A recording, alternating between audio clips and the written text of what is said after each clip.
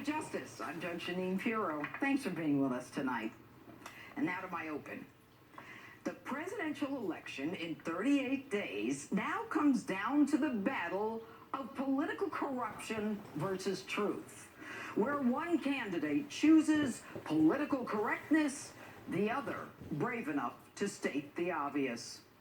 One says things not politically correct, not run through the prism of the contemporary political lens. The other says things that are oh so perfectly politically correct, considers words carefully, filters them, and then flat out lies to our faces.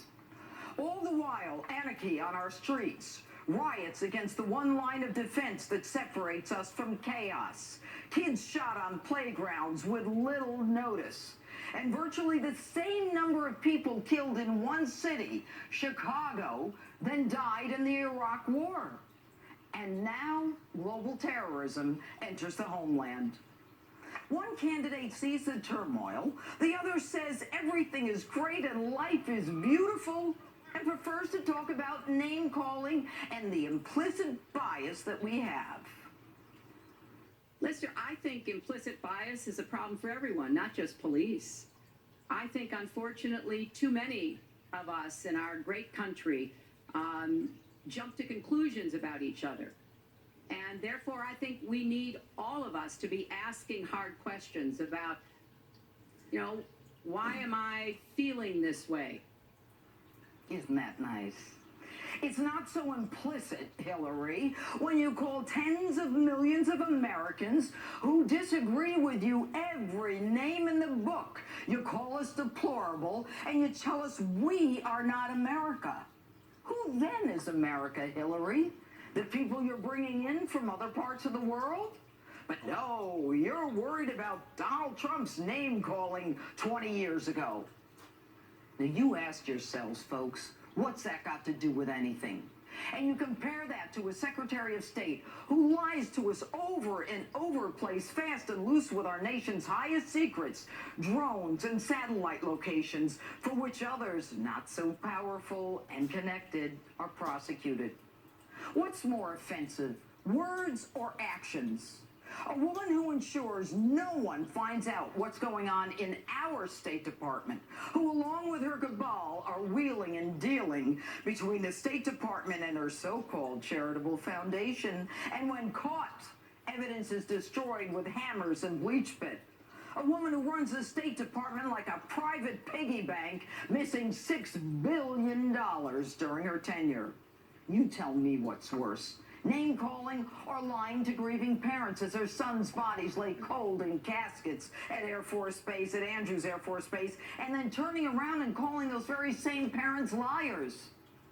Like your husband, Hillary, impeached for lying, perjury, and obstruction of justice, you do it with arrogance and righteous indignation.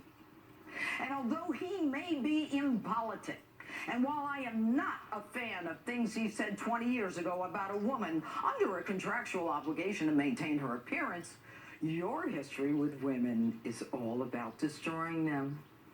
When you represented a pedophile who raped a 12-year-old girl, raped her into a coma for 5 days, her reproductive organs destroyed, you not only laughed when your pedophile client passed a lie detector, but you trashed an innocent sixth grader, a victim, saying with no factual basis she sought out men like her rapist and she was mentally unstable. And you're offended by Donald Trump's words, but when presented with the atrocities of a group called Boko Haram by the CIA and the FBI, you refuse to take action against them and label them terrorists, a group that's killed 2,000 people and now straps explosives to little girls.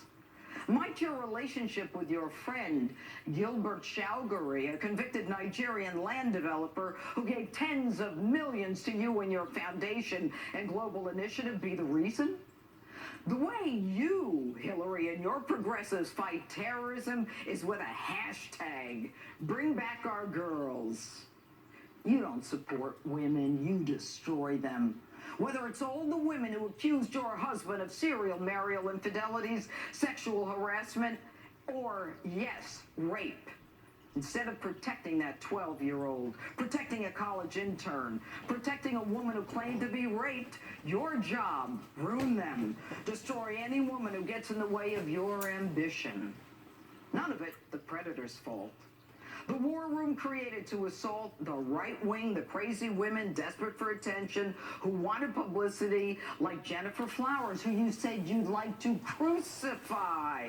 You called her trailer trash. And Monica Lewinsky, you called her a narcissistic Looney Tune, until we found your husband's semen on her dress. And Juanita Broderick, who says you threatened her. And I don't know what you said about Paula Jones, but you and your husband had to pay her $850,000 for your husband's sexual misdeeds.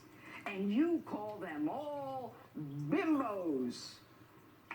She's gaming you, folks. She takes money from countries who stone women for adultery to death. They kill them. They throw gays out of buildings. They kill them. This is a woman who's corrupted the State Department, the Department of Justice, and now, I am ashamed to admit it, the honored tradition of the Federal Bureau of Investigation. What's important, folks, are not words. What's important are actions. What's important is how one candidate has chosen to lie about issues that involve the government of the greatest nation on earth.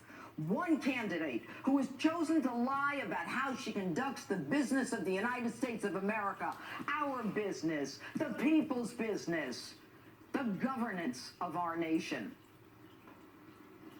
And now that you know what she is capable of, what's more important to you? Political correctness or the truth?